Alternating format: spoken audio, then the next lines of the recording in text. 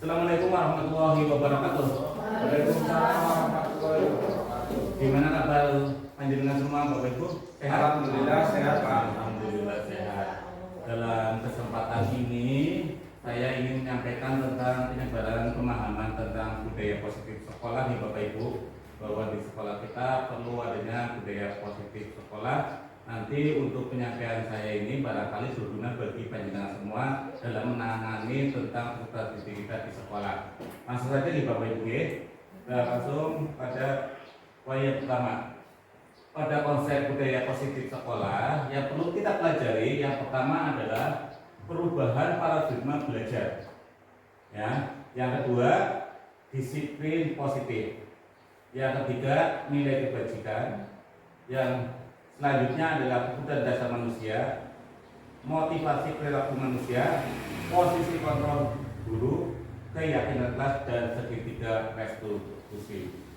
Dalam hal ini, konsep inti budaya positif ini perlu kita pelajari dan kita implikasikan dalam kehidupan kegiatan kita mengajar. Langsung saja pada perubahan paradigma belajar. Apa sih pembelajaran dengan paradigma baru? Yaitu pembelajaran dengan paradigma baru merupakan pembelajaran yang dirancang berdasarkan prinsip pembelajaran berdiferensiasi. Apa? Berdiferensiasi. Ada yang tahu tentang pembelajaran diferensiasi? Pembelajaran Ya, bersumber maksudnya. Pembelajaran yang menekankan pada kebutuhan peserta didik. Iya, bagus sekali ya. Bahwa pembelajaran berdiferensiasi adalah guru itu memenuhi peserta didik dengan kebutuhannya. Kita maknanya seperti itu nih Bapak Ibu, bahwa kebutuhan peserta didik itu adalah berbeda. Maka harus di pembutuhannya dilengkapi atau dipenuhi dengan yang berbeda pula, tidak disamaratakan. Dengan pembelajaran berdiferensi bisa membuat peserta didik belajar sesuai kebutuhannya berdasarkan tahap perkembangan sesuai teori psikologi modern untuk mewujudkan profil pelajar Pancasila. Saya perlu bantuan biar kita semangat ya.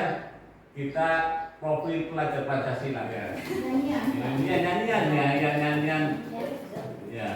Belajar Pancasila, beriman dan bertakwa pada Tuhan Yang Esa dan berakhlak mulia, berkebinekaan global, gotong royong mandiri, kreatif dan bernalar kritis. Bisa digerakkan Ibu?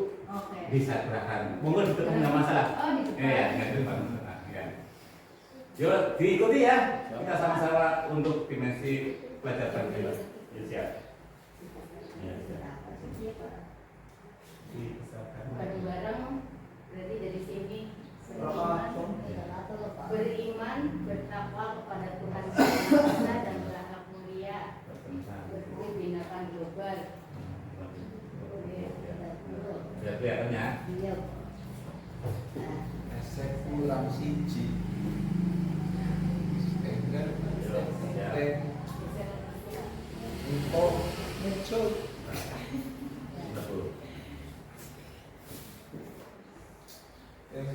Orang bisa diedit ke Nih, Iya. ya kelihatan Bapak Ibu? Ya, kelihatan betul. Ya, siap ya? ya wes seragam D ya. Sini beriman dulu. Ya. Satu, sini gotong Masih royong, beriman. kreatif, mandiri, dalam Ya. beriman, berkebinaan global, gotong royong mandiri, kreatif dan bernalar kritis. Tadi gotong royong mandiri, kreatif, bernalar kritis. Siap nih? Beriman dulu ya. Ya, siap. Belajar Pancasila, beriman dan bertakwa pada Tuhan Yang Esa dan berakhlak mulia, berkebinekaan global, gotong royong mandiri, kreatif dan bernalar kritis. Ulangi ya siap ya. 1, 2, 3. Profil pelajar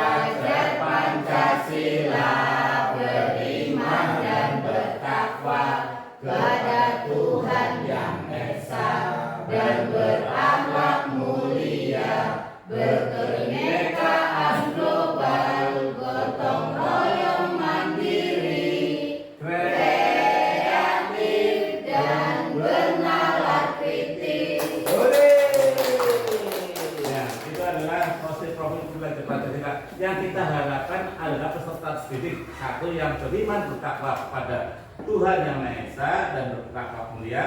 Yang kedua, berkebinakan global, bergotong royong, mandiri, kreatif, dan benar kritis. Miskonsepsi tentang teori kontrol. Ya, di sini banyak miskomunikasi ya tentang teori kontrol. Apa sih teori kontrol itu? Bahwa anggapan bahwa guru itu memaksa kepada murid. Murid harus selalu menurut kepada guru. Itu biasanya seperti itu. Oke. Itu dari ilustrasi guru mengontrol murid. Biasanya kita harus menekankan murid ikut pada perintah guru. Padahal itu benar atau salah, itu nanti kita kaji. Yang kedua, bahwa orang dewasa berhak memaksa. Biasanya orang tua atau kakak atau mas dan bayu-bayu kita sering memaksa pada orang kecil. Padahal anak kecil itu punya keinginan sendiri kan, tidak perlu dipaksa. Kalau dipaksa nanti akibatnya akan bagaimana? Itu sebenarnya di sini itu pemaksaan tersebut baik atau tidak. Nanti kita relevansikan. Ilustrasi bahwa semua penguatan positif, efektif dan bermanfaat. Ya, di sini karena penguatan positif, efektif itu bermanfaat. Apakah betul apa salah? Sekarang kita coba. Ada yang baik. Baik bagi siapa? Apa bagi diri orang lain, bagi kita, dan bagi lingkungan. Bisa baik bagi kita, ya? Tetapi belum tentu baik buat orang lain. Menurut saya baik, tetapi menurut murid kita baik apa tidak? Itu ya, kita introspeksi. Bahwa kritik dan membuat rasa bersalah mampu menguatkan karakter. Ya, karakter. Di sini karakter itu bermacam-macam. Ada yang karakternya bisa jadi pendiam, bisa jadi pemarah, bisa jadi orang yang senang, bisa jadi orang yang berbagai macam lah. Dalam penanganan tersebut, ya, apakah kita sebagai guru menyamaratakan? Tentunya berbeda dong kepada orang yang marah, orang peserta murid yang marah, dan kepada peserta murid yang pendiam, ya kan? Itu nanti kita jelaskan.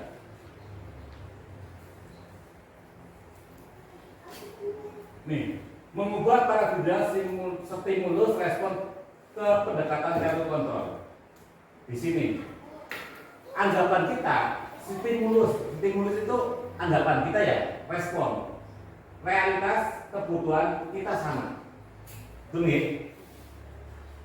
Ternyata dalam teori kontrol itu realitas kebutuhan kita berbeda. Oke. Kebutuhannya Bu Hani sama kebutuhannya Bu Subul tentu berbeda. Bu Mumpaya sama Bu Tasat tentu berbeda. Kebutuhannya sudah berbeda. Antara satu orang dengan orang lain akan berbeda. Sama seperti Mas Dede sama Pak Dede sama Pak Samudi. Kadang ada yang sama, kadang ada yang berbeda, tergantung tujuannya. Yang kedua, semua orang melihat hal yang sama. Padahal teori kontrolnya adalah setiap orang memiliki gambaran yang berbeda. Betul itu Bapak Ibu? Oke. Yang ketiga, kita mencoba mengubah orang agar berpandangan sama dengan kita. Oke. Memaksa, ini berarti termasuk memaksa, biar kita pandangannya sama. Tetapi kita berusaha memahami pandangan orang lain tentang dunia, kenyataannya bagaimana. Oke. Bahwa di dunia itu bermacam-macam pandangan. Bukan pandangan kita sendiri, tetapi pandangan orang lain yang sudah dianggap keabsahannya atau kebenarannya. Perilaku buruk dilihat sebagai suatu kesalahan. Padahal Bapak Ibu, semua perilaku memiliki tujuan. Contoh kecil saja. Anak itu dalam kehidupan sehari-hari, ya, itu dari kalangan mana? Ya? Bisa ekonominya yang berbeda. Otomatis ekonominya kan berbeda. Dalam kehidupan di kelas, anak juga kadang ya mempunyai hal yang buruk, sifat yang buruk. Tetapi dia mempunyai tujuan sendiri, betul apa tidak? Untuk memenuhi kebutuhannya sendiri. Menurut panjenengan salah, tetapi menurut murid tersebut itu benar, ya kan? Tergantung tujuan daripada murid tersebut. Tapi pada stimulusnya orang lain itu bisa mengontrol sana, tetapi dalam teori kontrolnya bahwa yang bisa mempengaruhi saya itu saya sendiri.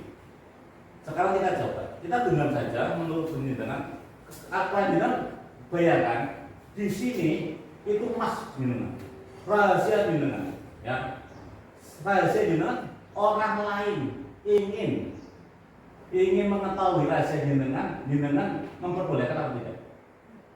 Dipaksa apapun boleh atau tidak? Tidak. Jenengan tetap teguh. Biar rahasia panjenengan itu tetap aja tersimpan dengan rapat. Tetapi yang bisa membuka siapa itu? Diri sendiri. Itu teori kontrolnya. Ya. Pemaksaan ada pada saat rujukan gagal. Yang teori kontrolnya kolaborasi dan konsensus menciptakan pilihan-pilihan baru. Dalam artian seperti ini Bapak Ibu. Yang tadi saya sebutkan bahwa rahasia ini yang mengontrol adalah diri sendiri. Tetapi kita sebagai seseorang ya bisa membujuk ya dengan pilihan-pilihan tertentu biar kita itu mempunyai solusi bagi dia yang mempunyai rahasia tersebut. Dengan bujukan, rayuan itu sebenarnya tidak mempan, tetapi dengan solusi dengan kesadaran diri nanti akan bisa membuka dengan rahasia tersebut. Contoh saja dalam kehidupan sehari-hari, jenengan punya rahasia yang perlu ditutupi untuk diri panjenengan. Tetapi orang tua membujuk dengan apapun, ya kan? Dengan apapun. Tapi jenengan tidak mau mengatakan. Setelah kasih solusi dengan pendekatan solusi pada diri sendiri dan orang tua mendapatkan suatu gagasan yang kita setuju bersama. Pasti ini akan digenggam terus akan dibuka. Secara naluri akan dibuka. Kita akan curhat curhat untuk penyelesaian masalah tersebut. Itu adalah solusi kebersamaan.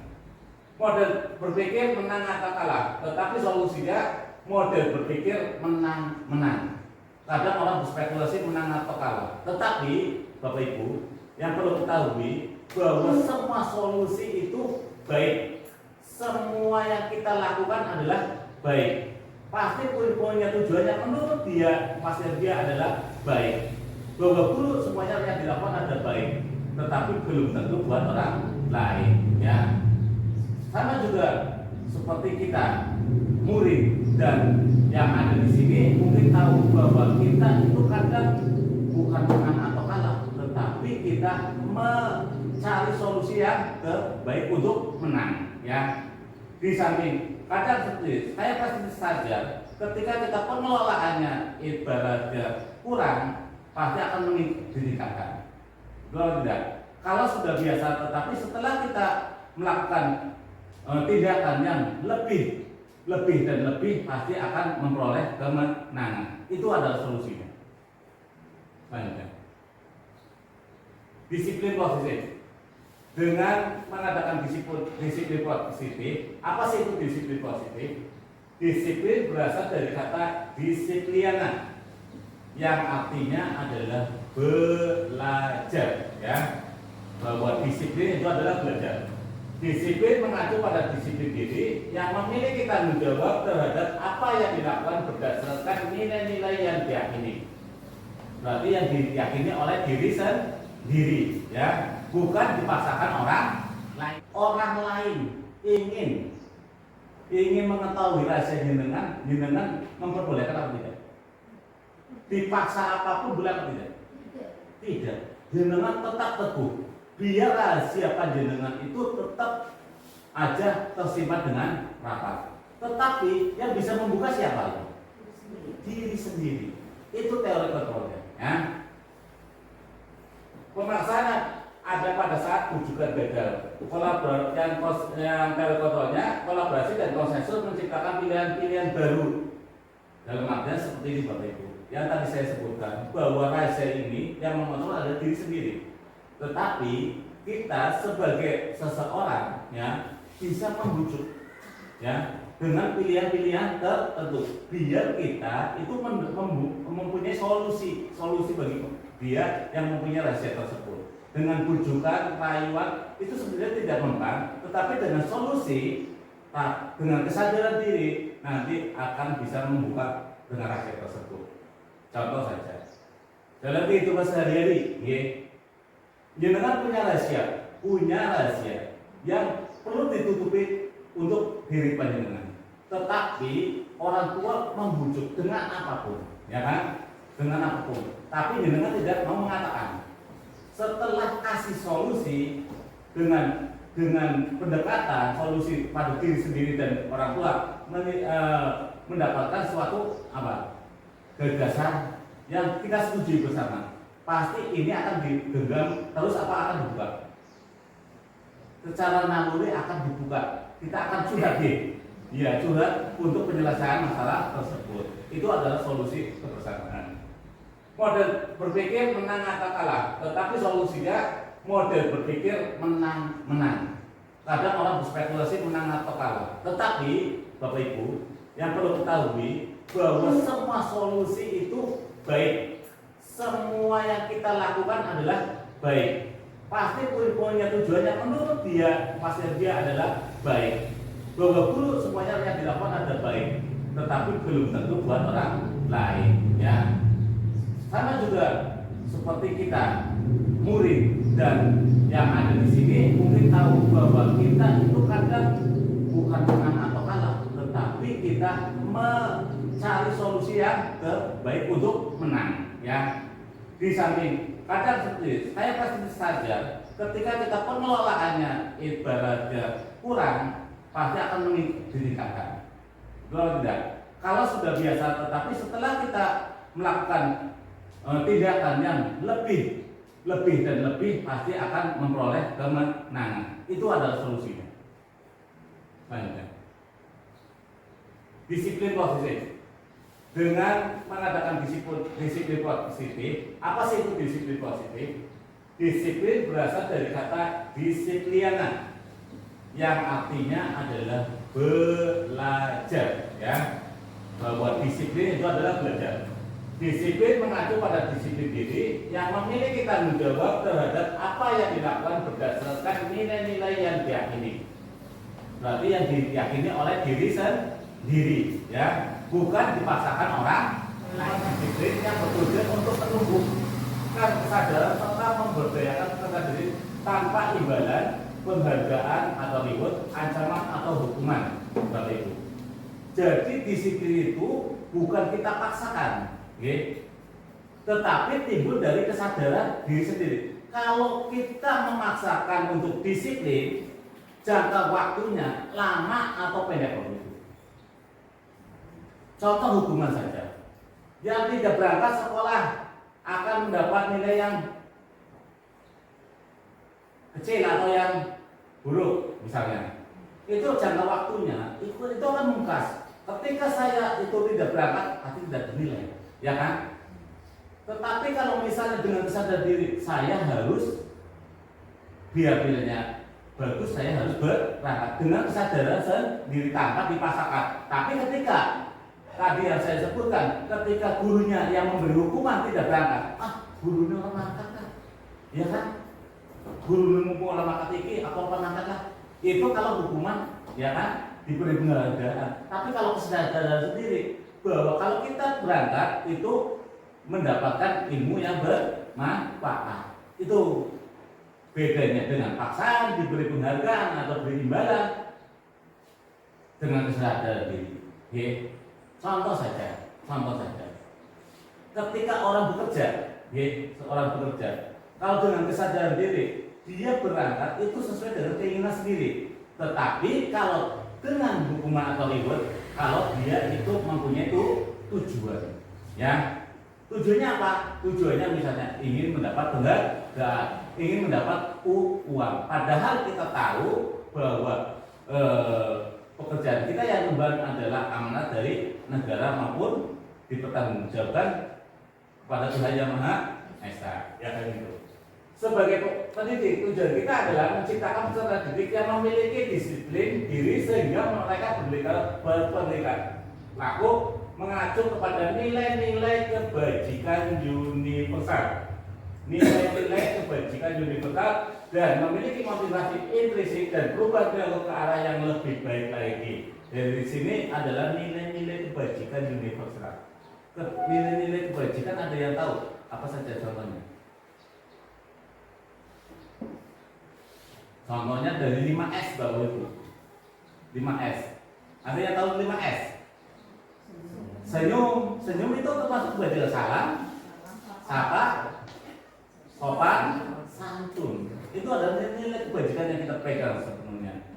Berbicara sopan, berbicara santun, disiplin. Terus apa? Apalagi Bapak Ibu? Dan lain sebagainya Bapak Ibu. Banyak sekali nilai-nilai kebajikan di diri kita. Bekerja keras. Terus apa lagi? Belajar dengan dia. Itu universal ada umum. Dan di sini memiliki motivasi intrinsik. Motivasi yang timbul dari di dalam diri kita sendiri, bukan dari orang lain tanpa paksaan. Nilai kebajikan, nilai yang disepakati bersama, lepas dari suku bahasa, agama, bahasa maupun latar belakang. Contoh nilai kebajikan institusi organisasi. Nih ada beberapa. Profil pelajar Pancasila. Yang pertama tadi yang sudah dinyanyikan bersama, yaitu yang pertama adalah beriman dan bertakwa kepada Tuhan Yang Maha Esa dan berakhlak mulia. Yang kedua, berkebidakan global. Yang ketiga, gotong royong. Yang keempat, mandiri. Yang kelima, kreatif. Dan keenam, iya. Ini adalah contoh-contoh kebajikan universal, yaitu profil pelajar Pancasila. Yang kedua, menurut Ibu Primary Yes Program atau PYP, bahwa nilai kebajikan diantaranya adalah toleransi, rasa hormat. Oh ya, toleransi apa itu? Rasa hormat, saling menghormati antar orang lain, integritas, mandiri, menghargai, antusias, empati, keingintahuan, kreatif, kerjasama, percaya diri, dan komitmen. Itu menurut Ibu Primary Yes Program, ya, bahwa nilai-nilai kebajikan itu banyak sekali. Yang diantaranya adalah toleransi, rasa hormat pada orang lain dan diri sendiri, integritas, menyatu, mandiri, bekerja, ingin tahu, empati, menghargai, dan lain sebagainya. Yang ketiga, keterampilan hidup life skill, yang yaitu dapat dipercaya, lurus hati, pendengar yang aktif, tidak merendahkan orang lain, dan memberikan yang terbaik dari diri. Ini adalah contoh-contoh nilai kebajikan. Dari nilai-nilai kebajikan, monggo diterapkan dalam diri panjenengan sendiri. Boleh salah satu, boleh salah dua, dan boleh semuanya, ya. Tolong diterapkan pada diri sendiri. Sekarang, pada kebutuhan dasar manusia, bahwa tadi disebutkan bahwa manusia itu mempunyai kebutuhan yang berbeda. Pada teori kontrol Bapak Ibu, kita anggapnya bahwa kebutuhan manusia itu sama, padahal kebutuhan manusia itu berbeda. Kebutuhan dasar manusia adalah segala sesuatu yang kita lakukan untuk mendapatkan apa yang kita inginkan. Seluruh tindakan yang kita lakukan memiliki tujuan tertentu, dan semua usaha terbaik yang kita lakukan adalah dalam rangka agar kebutuhan dasar kita terpenuhi dengan baik. Bahwa kebutuhan dasar atau survival yang pertama adalah ini Bapak Ibu, 5 kebutuhan dasar manusia. Kita kaji bahwa 5 kebutuhan dasar manusia itu terdiri dari 1, bertahan hidup. Yang kedua kasih sayang dan rasa diterima. Yang ketiga, penguasaan. Yang keempat, kebebasan. Dan yang kelima adalah kesenangan. Apa sih yang bertahan hidup? Di antaranya adalah untuk bertahan hidup tentu kita mempunyai bertahan hidup kita perlu makan dan minum, tempat tinggal, keamanan, kesehatan, dan lain sebagainya. Itu untuk bertahan hidup. Yang kedua, rasa kasih sayang. Manusia itu butuh kasih sayang sebagai kebutuhan. Yang diantaranya adalah rasa diterima, diperdulikan. Kadang orang memperdulikan orang lain, dia seneng ya, iya, diperdulikan. Berbagi, kerjasama, menjadi bagian dalam suatu kelompok. Itu adalah rasa diterima dan kasih sayang. Yang ketiga, penugasan. Apa dari kebutuhan dasar manusia itu penugasan? Yang pertama adalah harga diri. Terus, ya, harga diri keinginan untuk dianggap memimpin, berprestasi, bukan penugasnya, penguasaan ya, rasa harga diri, keinginan untuk dianggap memimpin, berprestasi, diakui dan didengar. Yang keempat adalah kebebasan, ya, terdiri dari mandiri, memiliki pilihan, mencoba hal-hal baru, mampu mengendalikan arah dirinya. Dan yang kelima adalah kesenangan, bahwa manusia itu mempunyai kesenangan yang lain, ya, kita merasa bahwa kesenangannya Mas Dede sama Mas Puji belum tentu sama, ya, itu adalah sesuatu kebutuhan. Seperti saya sendiri, kalau misalnya kesenangan saya di musik tentu akan marah, beda dengan untuk kesenangannya lain. Menurut Mas Dede mancing itu hal yang biasa, tetapi kalau menurut saya mancing itu hal yang luar biasa. Kalau Mas Dede internet itu hal yang luar biasa, kalau saya ya luar biasa juga sama kali itu. Oke. Sekarang kita belajar motivasi perilaku manusia. Di dalam diri manusia atau motivasi intrinsik itu diri itu untuk menghindari hukuman. Kita berbuat itu untuk menghindari hukuman. Ya, peserta diri juga sama. Ya, motivasinya yang kita peroleh adalah bahwa melakukan sesuatu biar tidak dihukum. Biasanya seperti itu.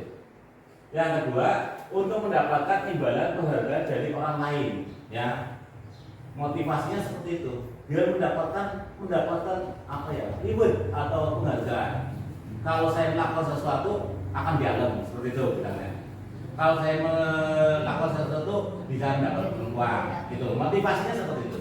Yang kedua, untuk menjadi orang yang mereka inginkan dan menghargai diri sendiri dengan nilai-nilai yang mereka percayai. Tadi sudah saya jelaskan. Sudah langsung saja. Dari motivasi itu bahwa guru atau pendidik itu dapat dilihat menjadi 3 bagian, yaitu hukuman. Tadi yang sebenarnya ini untuk menghindari hukuman, untuk mendapat imbalan, dan untuk menjadi, itu dari ada 3, yaitu yang hukuman. Tidak terencana, tiba-tiba murid tidak tahu apa yang akan terjadi, tidak dilibatkan, bersifat satu arah, berhubungan hukuman fisik dan psikis. Kita maknai bahwa kita, apakah yang kita lakukan pada murid kita, apakah hukuman, konsekuensi, atau restitusi? Restitusi. Kita nanti kaji mana yang bagus bagi peserta didik kita. Apa Bapak Ibu sudah bisa dijelaskan, sudah tahu ya? Berarti yang baik adalah restitusi. Dari hukuman itu hanya satu arah, hanya yang memberi hukuman. Orang lain, peserta didik kadang tidak menerima. Betul. Ketika murid dihukum, itu bagi diri kita merasa sudah baik, tetapi bagi peserta didik baik apa tidak? Belum tentu, ya kan? Contoh saja efeknya. yang melakukan pelanggaran atau melanggar tata tertib akan lari-lari di lapangan, ya kan? Itu bisa membekas sampai saya itu sudah bekerja, betul apa tidak? Saya loh pernah dihukum oleh Pak ini ya sampai lari-lari kayak gini pakai helm lagi, malu apa tidak? Itu membekas. Jadi murid itu terkenalnya sampai memorinya bisa mengenang sampai dia lulus, ibaratnya seperti itu. Ya, sampai punya anak diceritakan seperti itu. Oh berarti bapak itu orangnya suka menghukum ya, kan seperti itu, ya kan? Tapi mungkin jadi kenangan tersendiri, tetapi itu hal yang tidak baik kita lakukan. Konsekuensi terencana sudah direncanakan, kalau hukuman tidak direncanakan, tetapi kalau konsekuensi itu sudah direncanakan seperti peraturan, murid tetap dibuat tidak nyaman, sikap guru terlalu monitoring murid. Jadi seperti ini Bapak Ibu, ketika suatu motivasi kita kelola sendiri, kita buat sendiri. Nah, kita buat sendiri. Sudah kita disepakati, aturan tersebut kita sepakati. Anak-anak kalau tidak mengerjakan dapat bisa mengumpulkan uang segini di sananya. Setuju? Setuju Pak. Ini pertanyaan seperti itu. Iya. Setujunya bukan dari keinginan diri sendiri, tetapi keinginan dari siapa? Dari guru itu tersebut, ya kan? Walaupun sudah sepakati, tetapi ada penolakan dari sebagian dari peserta didik, ya kan? Misalnya seperti itu. Itu adalah konsekuensi dari suatu motivasi, tetapi baik atau tidaknya nanti kita kaji.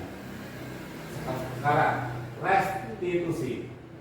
Restitusi adalah proses menciptakan kondisi bagi murid untuk memperbaiki kesalahan, proses kolaboratif yang mengajarkan murid untuk mencari solusi sendiri.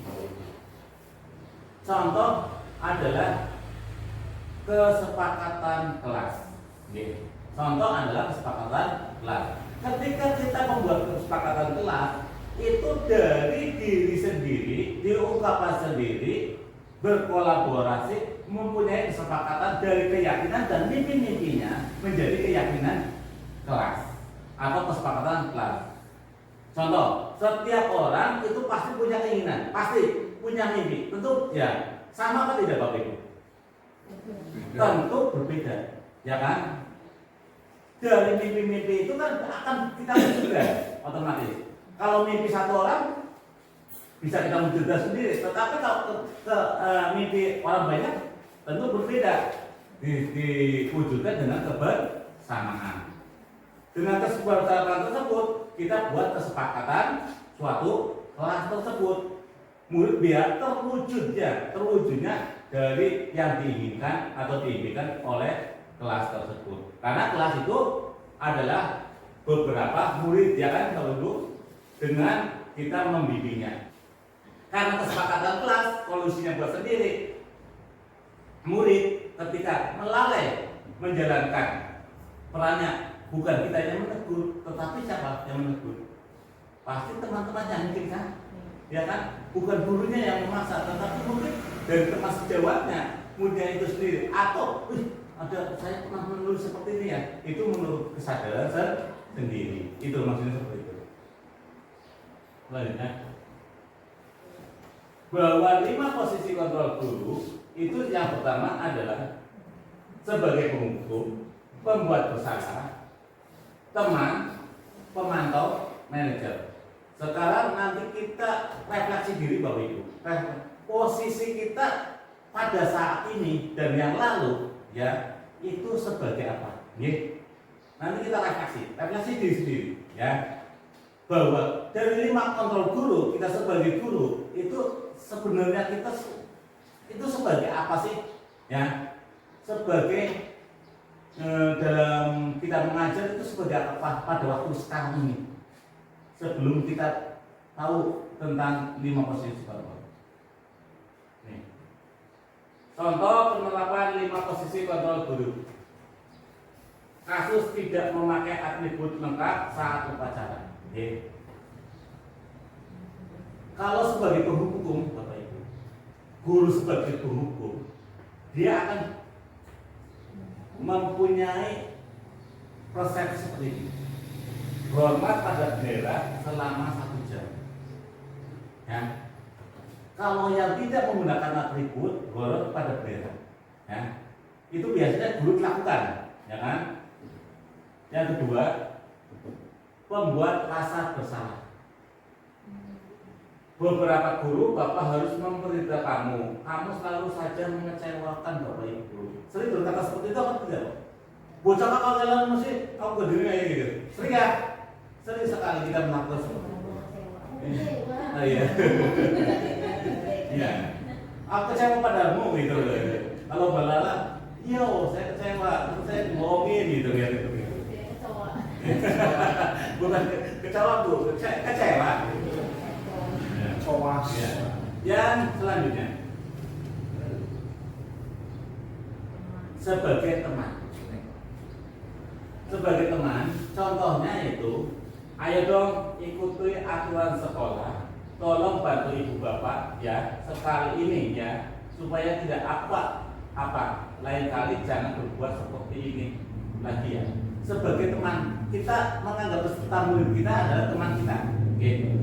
Jadi apapun yang dikatakan itu sebagai menyarankan yang baik, bukan sebagai teman.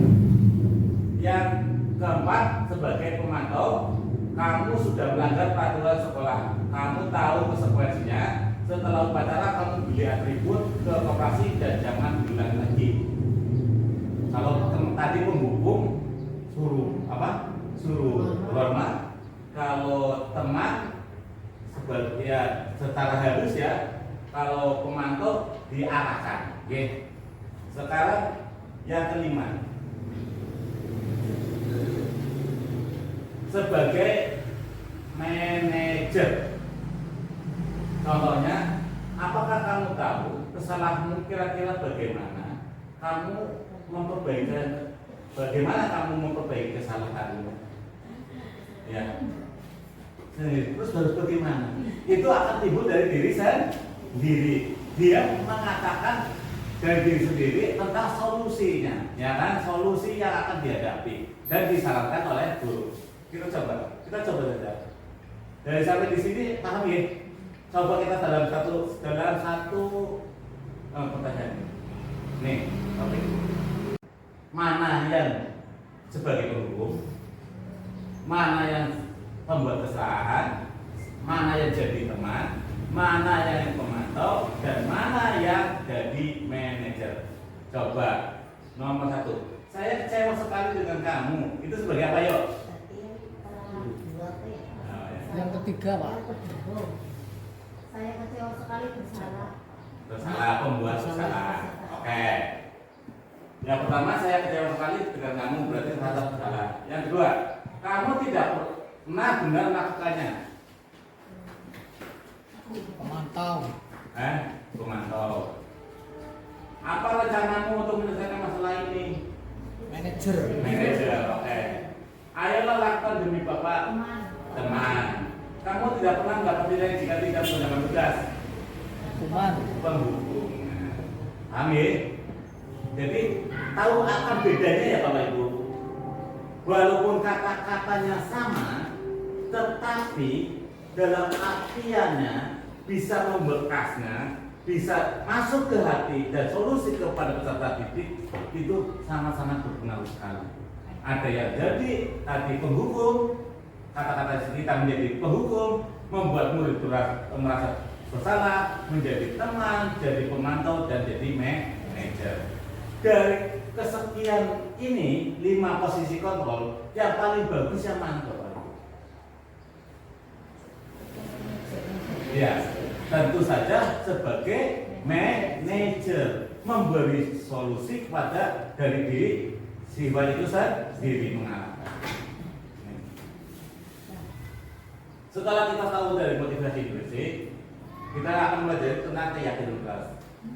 Mengapa keyakinan kelas Bapak Ibu?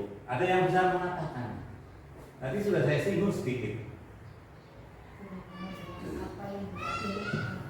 sendiri. apa yang diinginkan diyakini oleh anak-anak. Yang kelas itu Dari mes itu Apa bu, yang yang diinginkan? saya minta makan siang. Pada suruh makan. oh iya.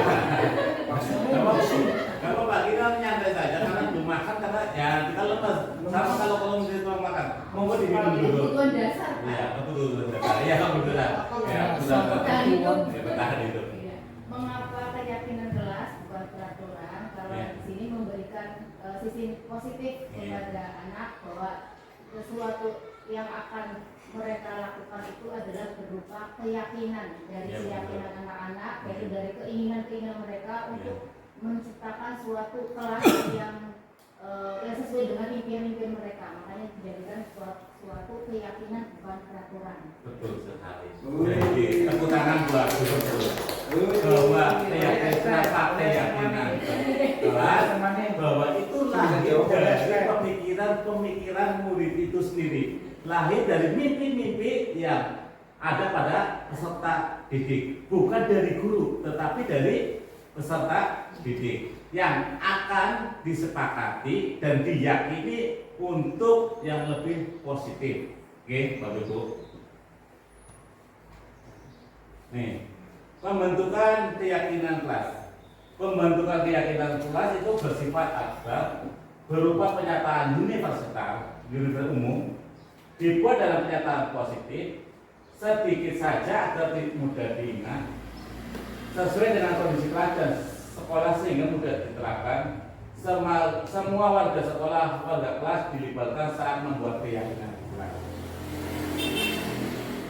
Dalam membuat segitiga keyakinan kelas itu perlu adanya tindakan segitiga restitusi, Bapak Ibu. Yang kita sebagai manajer itu harus melakukan ada langkah-langkahnya, okay? Bahwa dalam pengambilan tindakan itu tidak serta-merta pada tujuan, tetapi harus kita mengenal karakteristik anak, di mana anak membuat ketidakbenaran atau kesalahan. Okay? Yang pertama, suatu segitiga restitusi adalah satu proses dialog yang dijalankan oleh guru agar mendapat menghasilkan murid yang mandiri dan bertanggung jawab. Caranya yang pertama adalah menstabilkan identitas. Yang kedua, validasi tindakan yang salah, dan yang ketiga adalah menanyakan keyakinan. Ini harus berurutan, Bapak Ibu. Dalam menjalankan segitiga restitusi itu langkah-langkahnya yang pertama yaitu dengan satu menstabilkan identitas, yang kedua memvalidasi tindakan yang salah, dan yang ketiga menanyakan keyakinan. Ya, dalam segitiga. Bagaimana caranya? Ini ada contohnya. Contoh dari menstabilkan identitas. Berdasarkan prinsip kesalahan adalah bagian dari proses pembelajaran, bahwa kita berasumsi, berpendapat, berpersepsi bahwa kesalahan itu adalah dari suatu pelajaran. Ya, orang tidak mungkin benar terus dong, ya kan? Tidak mungkin juga salah terus. Tetapi kadang kita melakukan kesalahan mungkin akan diperbaiki, betul kan? Makanya kesalahan adalah suatu pembelajaran. Contoh dalam tindakan segitiga. Yang pertama, berbuat salah itu wajar, ya. Semua orang pasti mempunyai kesalahan. Semua orang pasti bisa melakukan kesalahan. Tidak ada manusia yang sempurna, Ibu. Yang sempurna siapa? Allah Subhanahu wa Ta'ala. Ibu bapak juga pernah melakukan itu. Pasti sebelum peserta melakukan seperti itu, kadang kita juga melakukan seperti itu. Contoh saja kecil aja. Waktu dulu kita, walaupun yang aku pernah bolos atau tidak, pasti bisa melaksanakan bolos, Pak. Pernah. Iya kan? Kita kan pernah mengalami seperti itu kan? Saya Pernah tidak mengerjakan tugas? Pernah, ya kan? sebelum peserta didik itu melakukan seperti itu, Bapak Guru sudah pernah melakukan seperti itu. Jangan Bapak Ibu juga jangan, tetapi dengan lemah lembut kita menanyakan, Bapak Ibu juga pernah melakukan kesalahan seperti itu. Ibu Bapak tidak mau mencari siapa yang salah, tapi Ibu Bapak ingin mencari solusi dari permasalahan ini. Kamu berhak merasa begitu, ya. Itu adalah contoh menstabilkan identitas. Jadi ketika punya masalah, peserta didik punya masalah, kita tangani dengan menstabilkan identitas. Dalam arti menenangkan dulu Bapak Ibu, biar anak peserta didik itu tenang. Contoh ya kadang-kadang itu ada anaknya tuh karada, malah juga bisa kalian, ya kan? Ya jadinya nangis deh ya kan. Wis biasa kan Bapak Ibu, biarin aja. Jangan kita dekati dengan dikata dengan sabar. Bapak Ibu juga pernah seperti ini ya, kayak gitu. Ya, ada Bapak Ibu seperti itu. Ada. Pasti kita mengalami, kita pasti mengalami. Semuanya seperti itu. Iya. Makanya kalau belajar seperti ini, nantinya di mana sih posisi kita ya? Di mana sih posisi kita? Dengan kesalahan-kesalahan yang sudah kita lakukan, sudah kita lakukan, nanti kita perbaiki Bapak Ibu. Yang kedua, validasi tindakan yang salah. Ya. Memvalidasi tindakan yang salah. Berdasarkan visi setiap perubahan mengenai suatu kebutuhan itu, bahwa kita melakukan sesuatu pasti punya tujuan. Tujuan adalah memenuhi kebutuhan. Kebutuhan tadi ada 3 ya Bapak Ibu. Kebutuhan dasar, kebutuhan kasih sayang, dan kebutuhan apa satunya? Iya. 5 kebutuhannya. Ada 5 kebutuhan, yaitu yang pertama dasar, hidup, kasih sayang, penguasaan, kebebasan dan kesenangan. Iya, pasti ada tujuannya. Anak Bapak Ibu, anak melakukan kesalahan, dia antaranya seperti itu, ya kan? Untuk menuju kesenangannya bisa, karena hobinya. Ada hobinya yang malas, ya, ada hobinya yang sering malas di sini. Ya nggak ada. Bisa kemarahan itu adalah hobi, ada itu Bapak Ibu. Kenyataannya, ada yang kesenangannya mungkin ada suatu kebutuhan. Iya, ya ada, ya kan? Ada, iya. Kepuasan tersendiri ketika dia itu menangiskan sesuatu. Ada Bapak Ibu. Ya, jangan dipungkiri. Kalau pun nangis tidak, tetap ada di nangis. Ada kan? Ya kayak baluk itu, kelihatan. Ya. Kalau adiknya tidak diulai, kalau tidak nangis, enggak bakal itu selesai. Tapi kalau sudah nangis, alhamdulillah nangis ya gitu. Dia bisa seperti itu. Kadang juga sebagai ibu-ibu, ya sebagai ibu-ibu, kadang itu pada dimarahin anak itu, sampai anak itu nggak nangis, nggak berhenti. Tapi kalau sudah nangis dan sudah menang, dia mengaku. Ada seperti itu, ya kan? Dia nanti menyadari kesalahannya. Bisa ya, aku melakukan seperti itu. Itu kadang seperti itu. Kadang juga ngakukan sama istri atau suaminya kita sendiri, iya kan? Iya, sama istri kita sendiri. Guru kadang, kenapa saya melakukan memarahi suami saya? Padahal ibaratnya adalah manusia yang sangat berjasa bagi kita, ya kan? Kalau tidak dimarahi, tidak kuat. Ada seperti itu. Itu contoh aja. Kamu pasti punya alasan mengapa melakukan hal itu. Padahal kamu bisa melakukan yang lebih buruk dari ini ya. Kamu patut bangga karena telah melindungi sesuatu yang penting buatmu. Kamu melakukan karena mempertahankan sesuatu yang penting bagimu. Ini adalah contoh-contoh pertanyaan ya Bapak Ibu. Bisa dengan kata-kata yang lain, ya. Panjenengan bisa juga memvalidasikan apa sih tadi permasalahan apa sih tadi yang kamu lakukan, kenapa anak itu bisa menangis, itu bisa memvalidasi. Berarti mencari keterangan kenapa permasalahan itu bisa terjadi. Oke, Bapak Ibu. Itu adalah memvalidasi tindakan. Pemeriksaan. Ya. Yang ketiga, langkah segitiga restitusi adalah menanyakan keyakinan. Menanyakan keyakinan, Bapak Ibu, di sini bukan hukum Islam keyakinan kita, tetapi sebagai posisi kontrol kita, yaitu untuk tadi motivasi intrinsik, motivasi yang lahir dari dalam diri kita dari peserta didik kita sendiri.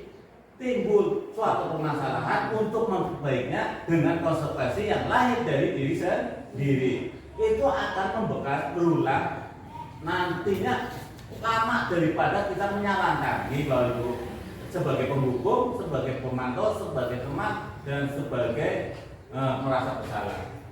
Apa keyakinan kelas kita? Nilai-nilai apa yang telah kita sepakati bersama?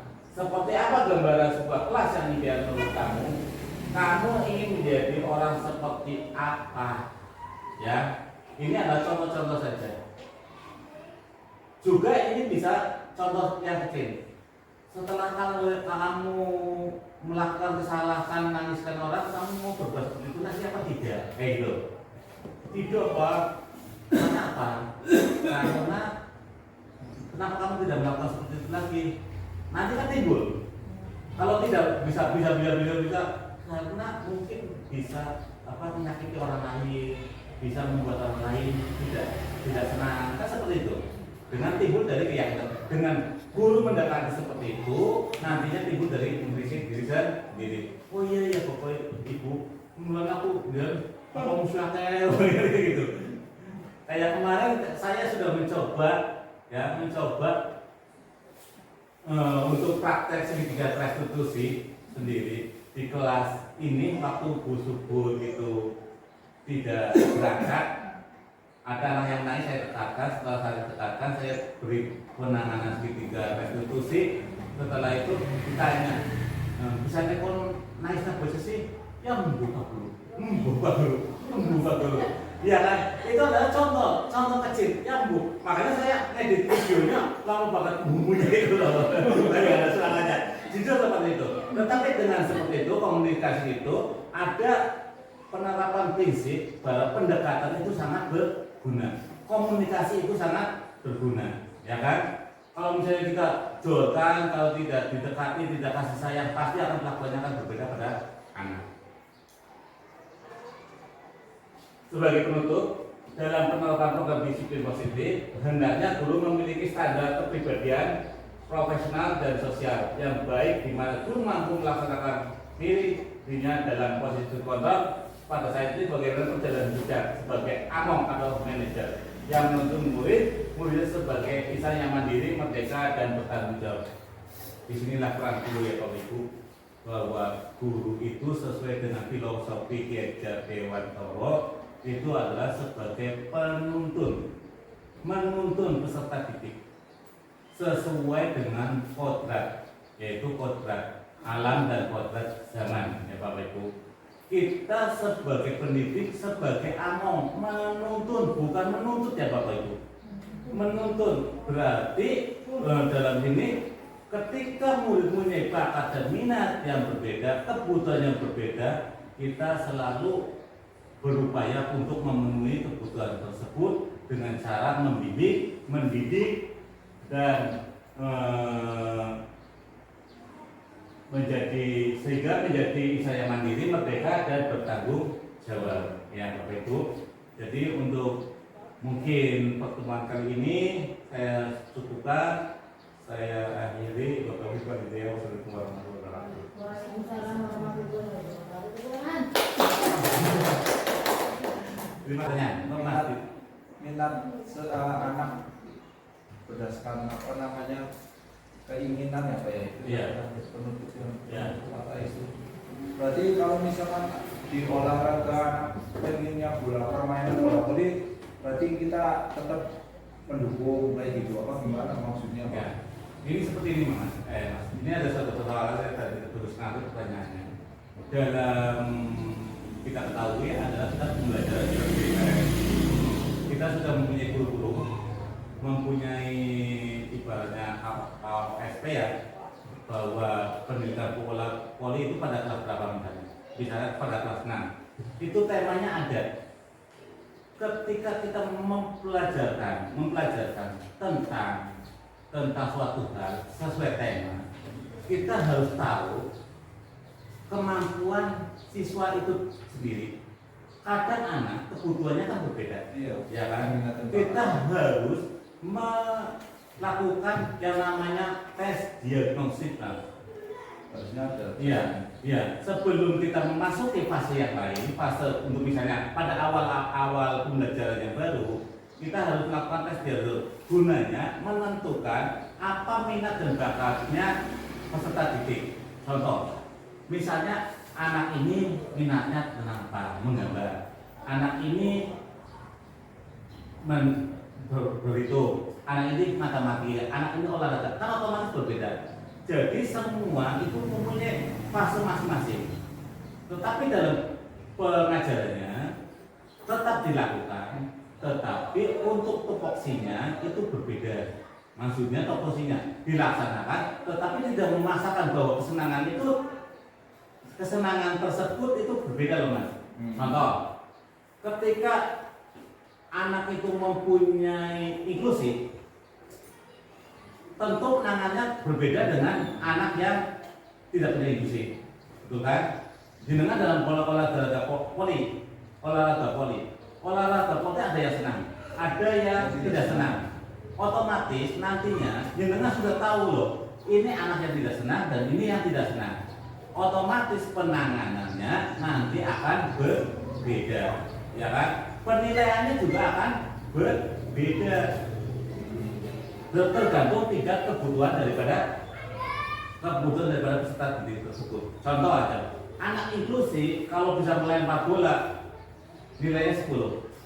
Tapi kalau anak yang tidak inklusi masukkan bola nilainya 10. Wong aku pegang air kan aku melemparkan bola, ya kan?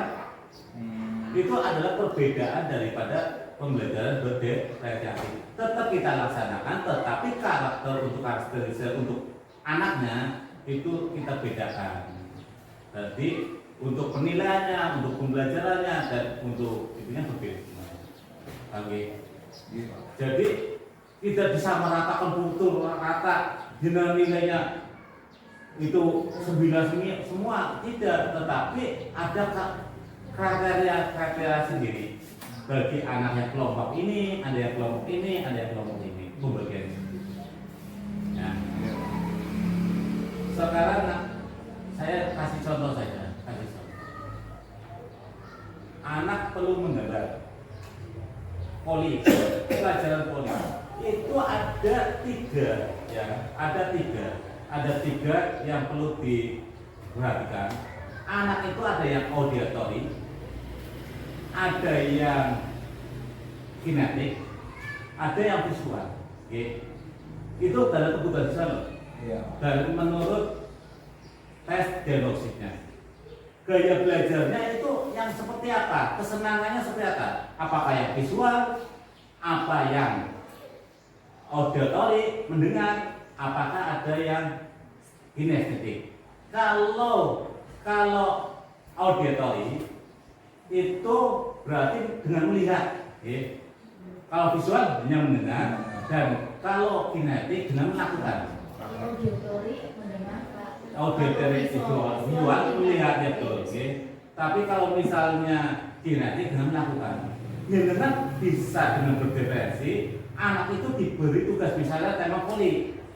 Kalau yang kinestik dengan melakukan, ya gerakan, dengan mempelajari. Kalau yang visual dengan melihat tayang YouTube, setelah itu di misalnya YouTube bola voli, terus kasih tugas untuk ini kayak gini, bahwa teknik untuk bola voli seperti ini, ya kan? Yang auditory misalnya dengan mendengarkan suatu pertandingan atau dari orang-orang yang sudah ahli dengan itu ahli dengan bola voli, tentang materi voli didengarkan. Itu seperti itu, Mas. Tidak hanya harus melakukan, tidak, tetapi dengan berbagai cara sesuai dengan kebutuhan siswa atau gaya belajar siswa. Seperti itu, Mas. Dalam nilainya, kalau misalnya itu kan direm, yang melakukan yang baik nilai misalnya 100. Kalau misalnya auditor itu dia itu merangkum dengan bagus, misalnya dengan melakukan bagus ya nilai 100, sama juga nanti. Tetapi untuk penangannya berbeda. Oh, seperti itu. Iya, Terima kasih, Mas. Oke. Itu dalam pembelajaran berbeda. Bahwa kebutuhan siswa itu tidak disamakan sama ikut dia pun dan gaya belajarnya. Ya, ada lagi mungkin? Mengingatkan nilai tengah semesternya kita cetak atau tidak usah?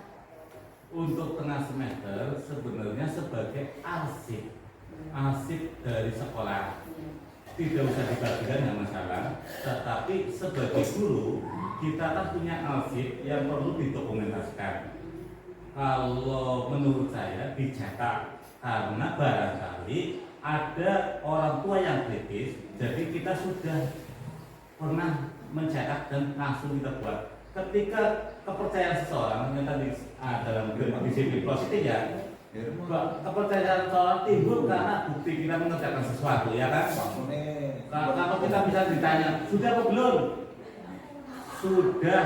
Mana buktinya? Menurut tak kerjakan di situ, ya kan? Dia tidak dengan itu. Tetapi kalau dia sudah ada, bisa Allah. Mengingatkan ya, kalau mau mencetak sebelum membuat nilai dari PTS ke sini, orang cetak dulu atau kalau nggak dicetak, dia dijadikan 2 file baru, biar nanti nilainya antara PTS dan akhir semester tidak sama, jiplak-jiplak. Biasanya kasusnya seperti ini ya, aku Bapak Ibu, perlu saya tekankan nih bahwa yang namanya PTS atau yang namanya sekarang namanya penilaian semester tengah, penilaian semakin asesmen tengah semester gitu sama akhir. Jangan dari materinya kan sudah tahu kan bahwa kalau tengah semester misalnya dalam tema itu misalnya semester ada tema 1, 2, 3. Tema 1 ya, semester 1 ya, itu 1, 2, 3. Kalau tengah semester berarti 1, 2, hanya 1 sama 2. Nilainya itu kan ada nilai formatif dan nilai sumatif. Sekarang saya mau tanya, apa bedanya nilai formatif dan nilai sumatif? Saya mau tanya.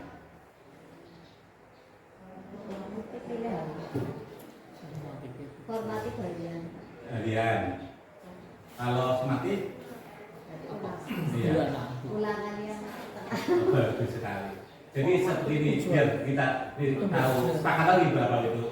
Yang saya tahu bahwa tes formatif yaitu tes yang dilaksanakan, yang dinilai oleh guru itu pada saat pembelajaran guru.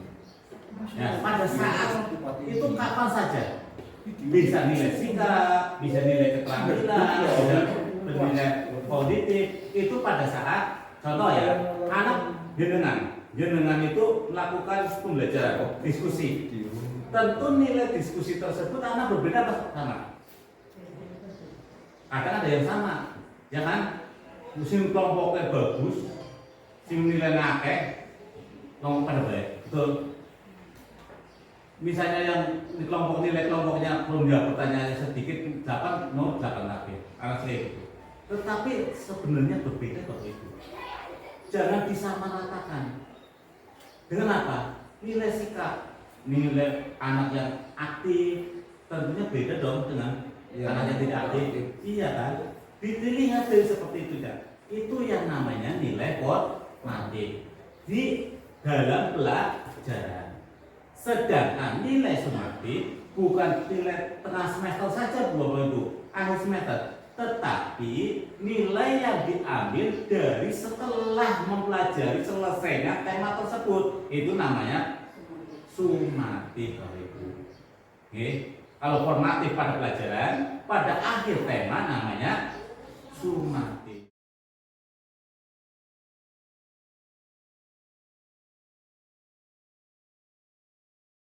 Bismillahirrahmanirrahim. Assalamualaikum warahmatullahi wabarakatuh. Waalaikumsalam warahmatullahi wabarakatuh. Gimana kabar kalian? Alhamdulillah sehat semua ya. Sebelum pelajaran kita mulai, mari kita berdoa dulu. Berdoa mulai. Berdoa selesai. Pada pembelajaran kali ini, nanti kita akan membuat kesepakatan kelas. Tentunya kalian punya cita-cita. Saya Pak. Ya, Pak. Guru. Pak menjadi guru. Ya, mengapa menjadi guru? Karena ingin berbagi ilmu yang bermanfaat. Ya, bagus sekali. Karena guru ingin berbagi ilmu yang bermanfaat. Ya, siapa lagi yang bisa mengungkapkan cita-citanya? Tentu semuanya punya cita-cita ya. Ya, siapa lagi bisa ajukan tangan? Saya Pak. Ya, siap. Hamdan. Hamdan ini menjadi TNI. Kenapa menjadi TNI Hamdan?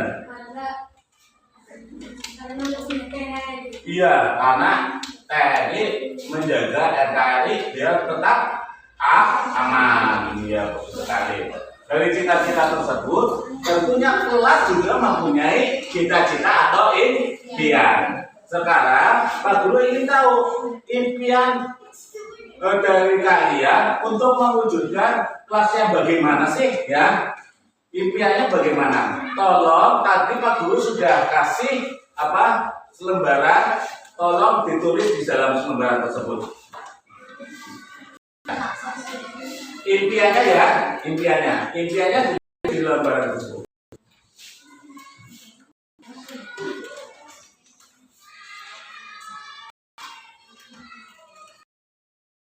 Sudah semuanya? Kalau sudah semuanya, tolong yang sudah ditaruh pada impian kelas di sini. Ya, kalau ada tempelkan di sini. Ya. Ya.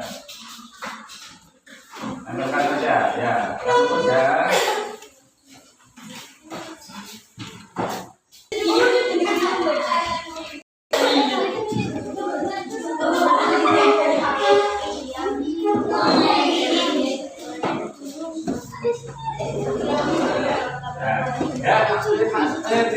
saja.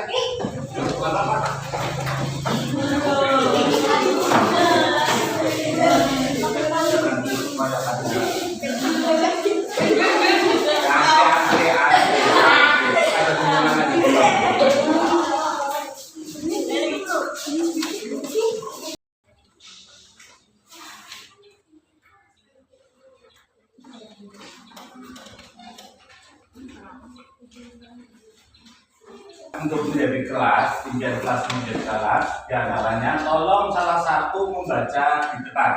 Ya, di sini coba Rizka maju ke depan untuk membacakannya.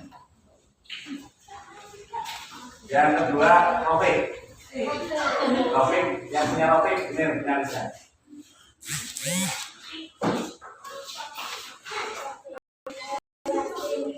Menanti dulu. Ya. Yang keras ya, yang keras.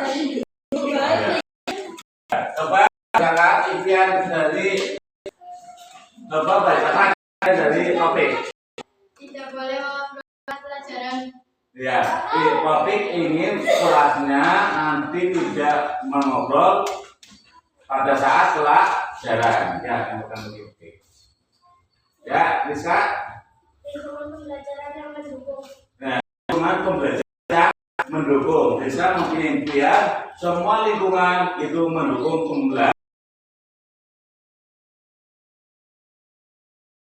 Bagaimana cara mewujudkan impian tersebut? Ya, sekarang kalian tulis, ya, tulis dalam kertas yang tadi kasihkan, tulis kesepakatan kelas yang bagaimana, ya, tulis.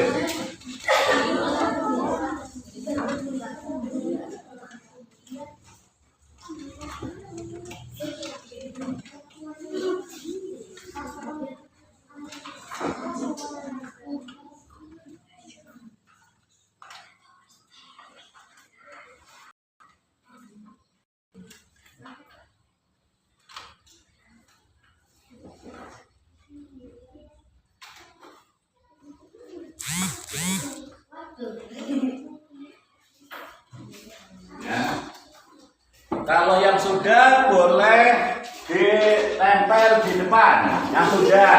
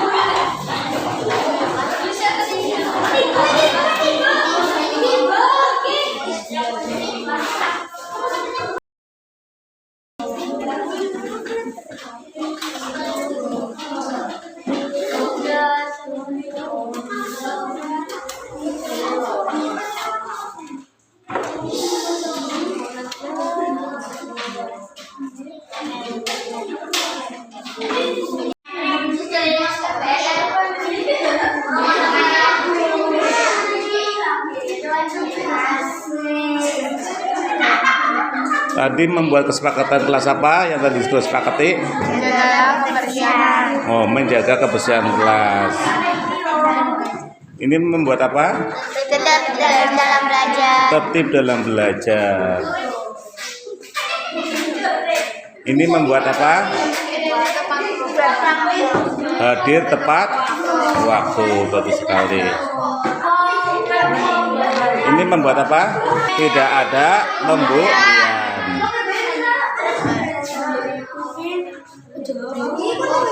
Ini membuat apa? Kelompok ini tadi yang sudah sepakati? Menghormati orang lain. Halo guys.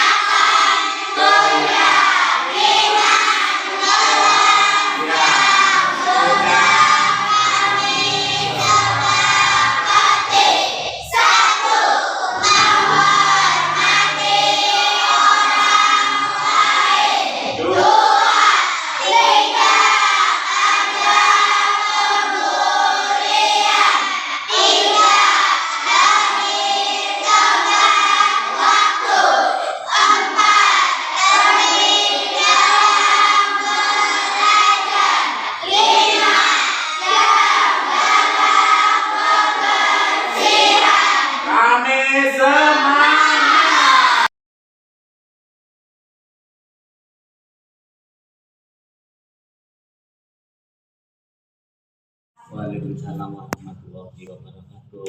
Gimana keadaan kamu? Sehat. Oh, kemarin waktu ujian sekolah,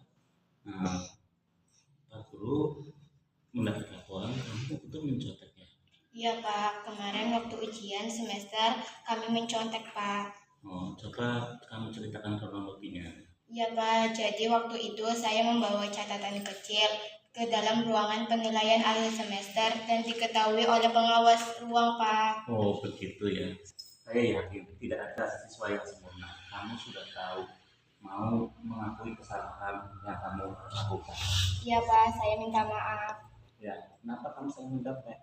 Karena pelajaran begitu sulit, jadi saya memutuskan untuk membawa catatan kecil. Kami minta maaf Pak. Setelah aku mau tanya, tindakan itu sedang apa salah? Salah Pak, saya tidak jujur dalam mengerjakan penilaian akhir semester. Oh, untuk kedepannya, apa yang kamu lakukan saat ujian berlangsung? Saya akan belajar lebih tekun Pak dan bertanya kepada guru mapel apabila saya belum paham tentang materi pelajaran. Bagus sekali. Bapak, Ibu Guru pasti akan dengan senang hati membantu kalian. Terima kasih Pak. Ya, jangan lakukan lagi ya. Ya. Kita sepakat ya. Kita tidak boleh mencontek lagi ya. Perbuatannya tidak baik ya. Oke, kita selamat. Oh, tidak melakukan kesalahan lagi. Oke? Oke. Siap, Gus. Nah, jika kesalahan yang kami buat diselesaikan dengan cara seperti ini, saya merasa lebih senang dan termotivasi selalu melakukan hal yang baik. Karena dengan praktek ini, kami dalam menyadari kesalahan dan termotivasi untuk diperbaiki dan kami juga selalu termotivasi untuk menerapkan keyakinan kelas dengan baik.